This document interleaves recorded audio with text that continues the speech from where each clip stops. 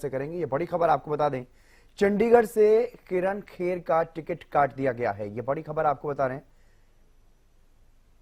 चंडीगढ़ से किरण खेर का टिकट काट दिया गया है।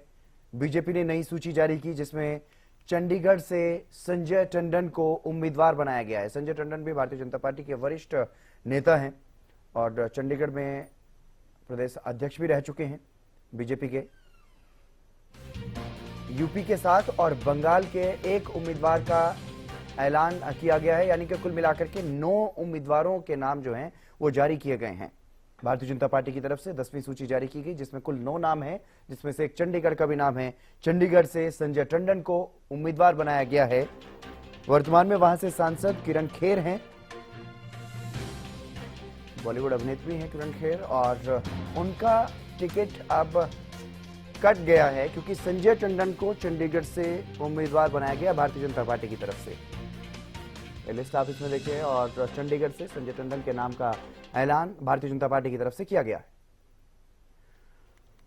अमित तिवारी हमारे पॉलिटिकल एडिटर हमारे साथ जुड़ गए हैं अधिक जानकारी के साथ। अमित, चंडीगढ़ से खबर है भारतीय जनता पार्टी की तरफ से जो नई सूची जारी की गई है, चंडीगढ़ की वर्तमान सांसद किरण खेर का टिकट काट दिया गया, संजय टंडन को वहां पर उम्मीदवार बनाया गया। किस तरह से देख रहे हैं बीजेपी के इस फैसले को?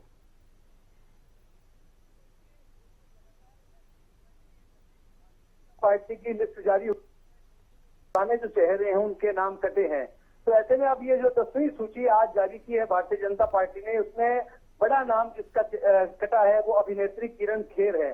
चंडीगढ़ से सांसद रही हैं और पिछले कई दिनों से वे अस्वस्थ थी उनकी, इसी वजह से अगर बात करें तो चंडीगढ़ में वो कम मुलाकात उनकी रहती थी लोगों से, और इसी वजह से संभवतः उनका टिकट कटा होगा और उनकी जगह संजय टंडन वरिष्ठ नेता है भारतीय जनता पार्टी के। उनके पिता स्वर्गीय लालजी टंडन राज्यपाल भी रहे और कई महत्वपूर्ण पदों पर भारतीय जनता पार्टी में वे रहे हैं, और ऐसे में उनकी जो पारिवारिक तौर पर भाजपा से उनका जुड़ाव जो है वो पुराना है। तो ऐसे में इस बार जो है चंडीगढ़ में भारतीय जनता पार्टी ने संजय टंडन पर भरोसा जताया, उन्हें उम्मीदवार बनाया है। आज जो सूची जारी हुई उसमें देखिए रीता बहुगुणा का भी को भी टिकट नहीं मिला है, तो ऐसे में एक बड़ा नाम रीता बहुगुणा का भी है जिसको टिकट नहीं मिला है। और 10वीं सूची में देखिए उत्तर प्रदेश के 7, पश्चिम बंगाल से 1 और चंडीगढ़ लोकसभा सीट से 1, यानी कि 9 उम्मीदवारों का ऐलान जो भारतीय जनता पार्टी ने किया है। तो ऐसे में देखिए खास बात है कि सूची जब भी आई है उसमें कई चेहरे जो है वो नदारद हो गए हैं। तो इस बार देखने वाली बात है कि जो नए उम्मीदवारों पर भारतीय जनता पार्टी ने भरोसा जताया है वो उस भरोसे पर कितना खरे उतरते हैं। बिल्कुल अमित, चंडीगढ़ क्योंकि हरियाणा की भी राजधानी है, तो ऐसे में चंडीगढ़ का थोड़ा फर्क हरियाणा और पंजाब पर दोनों राज्यों पर ही देखने को मिलता है। और चंडीगढ़ में इस बार स्थितियां अलग हैं क्योंकि एक तरफ इंडिया अलायंस है और दूसरी तरफ एनडीए है, तो एनडीए की तरफ से तो उम्मीदवार का ऐलान हो गया है, लेकिन मुकाबला इंडिया गठबंधन से है। तो ऐसे में कितने प्रभावी साबित होंगे संजय टंडन?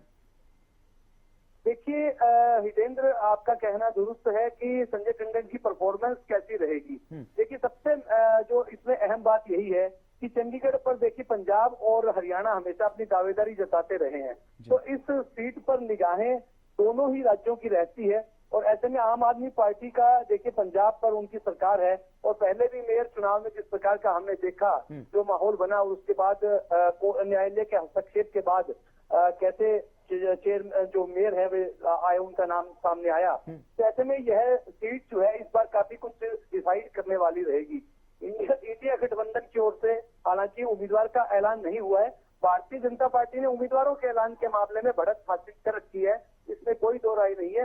देखने वाली बात है कि कौन सा नेता जो है वो संजय टंडन के सामने इंडी गठबंधन उतारता है, उसके बाद कुछ जो स्थितियां स्पष्ट हो पाएंगी। हालांकि दावेदारों की लंबी जो लिस्ट इंडी गठबंधन में भी है, तो अब देखने वाली बात है कि कौन सा चेहरा सामने आता है और कितना मुकाबला इस सीट पर रहता है। हालांकि कांग्रेस जो हरियाणा भाजपा के जुड़े हुए नेता हैं, चाहे अनिल विज की बात करें, वे हमेशा कहते रहे हैं कि इस बार जो है वो 11 सीटें जीतने का काम करेंगे, 10 सीटें हरियाणा की और 11वीं चंडीगढ़ की।